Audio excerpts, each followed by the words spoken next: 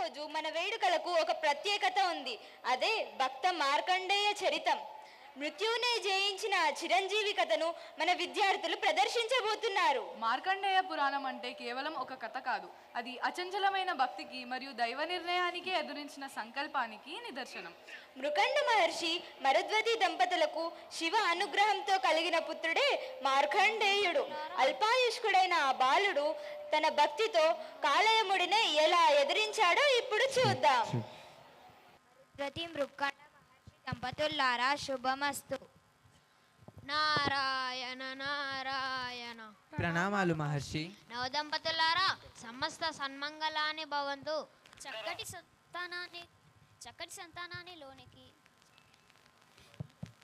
సంతానాన్ని కలిగి లోకానికి ఆదర్శవంతులవుదురుగాక.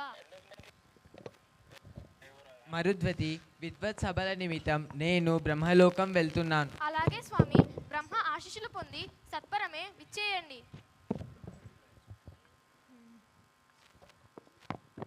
మృకండ మహర్షి కాస్త ఆగండి. ద్వారపాలకుల్లారా, నన్ను ఎందుకు అడ్డగించుతున్నారు? మీకు ఈ సభలో ప్రవేశించడానికి అర్హత లేదు. నాకు అర్హత లేదా? ఎందుకు? కారణమేమిటి? మీకు సంతానం లేనందువల్ల మీకు ఈ సభలో ప్రవేశించడానికి యోగ్యత లేదు.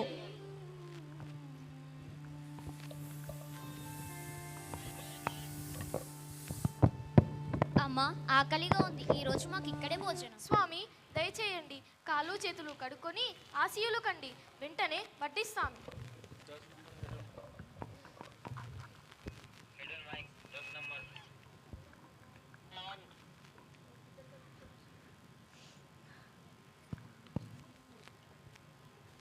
అమ్మ, ఇంట్లో ఉన్న మీ పిల్లలను పిలిస్తే వారు కూడా మాతో పాటు తింటారు. అయ్యో, మాకు పిల్లలు లేరు స్వామి. ఏమిటి, మీకు సంతానం లేదా? అయితే మేము మీ ఇంట్లో భిక్ష స్వీకరించలేము.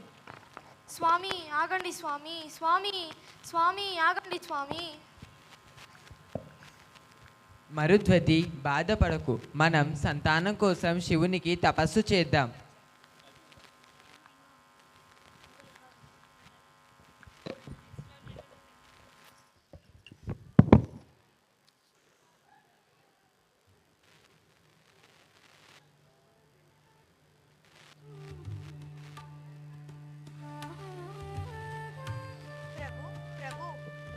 ఏమైంది దేవి?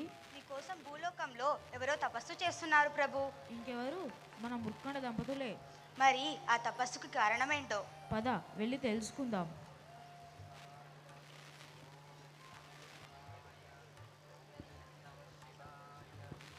మృకండ దంపతులారా, పరమేశ్వర, ఇన్నాళ్ళకి మాపై దయ కలిగిందా స్వామి? మృకండ దంపతులారా, మీ తపస్సుకు మెచ్చాను. ఏం వరం కావాలో కోరుకోండి. స్వామి, అన్నీ తెలిసే అడుగుతున్నారేమిటి? శివ, నాకు పుత్రులు లేని కారణంగా ఎన్నో అవమానాలు ఎదుర్కొంటున్నాను. కాబట్టి నాకొక కొడుకును ప్రసాదిస్తే నేను చాలా సంతోషిస్తాను. స్వామి దయచేసి మాకు ఒక్క పుత్రుణ్ణి ప్రసాదించండి స్వామి. సరే, మీకు ఎలాంటి కొడుకు కావాలో కోరుకోండి. దుష్ట లక్షణాలు కలిగి దీర్ఘాయుషస్సు కలిగిన కొడుకు కావాలా, లేక మంచి గుణం ఉండి అల్పాయుషస్సు కలిగిన కొడుకు కావాలా? ఎవరు కావాలో మీరే ఎంచుకోండి. దుష్ట ఆలోచనతో ఉండే కొడుకు మా వంశానికి చెడ్డ పేరు తెస్తాడు. కాబట్టి అల్పాయుష్కుడైనా సరే సద్బుద్ధి కలిగిన కొడుకుని ప్రసాదించండి స్వామి. మరోసారి ఆలోచించుకొని చెప్పండి. ఆలోచించుకున్నాను స్వామి. నాకు సద్బుద్ధి కలిగిన కొడుకునే ప్రసాదించండి. తదాస్తు.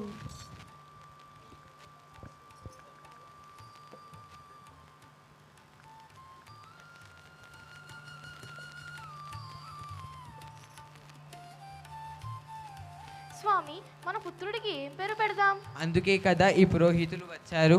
స్వామి, మా పుత్రుడికి ఏం పేరు పెడతారు? మృకండుడి తపస్సు వల్ల జన్మించాడు కాబట్టి మార్కండేయ అని పేరు పెట్టండి. చిరంజీవ చిరంజీవ చిరంజీవ చిరంజీవ. మార్కండేయ మార్కండేయ మార్కండేయ మార్కండేయ, ఎక్కడున్నావు నాయనా? చెప్పమ్మా. ఈరోజు శివాలయంలో విశేషమైన అభిషేకం ఉంది.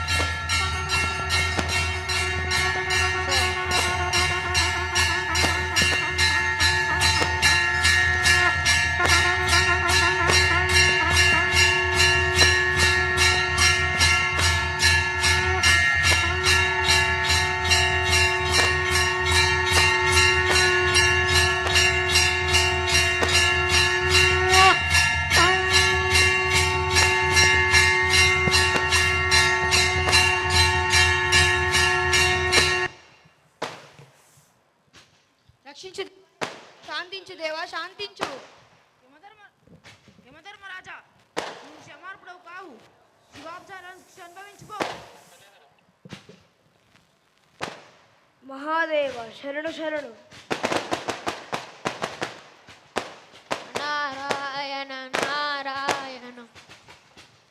మహాప్రభు శాంతించండి శాంతించండి. నువ్వు ధర్మరక్షకుడవు, నువ్వు కాలస్వరూపుడవు.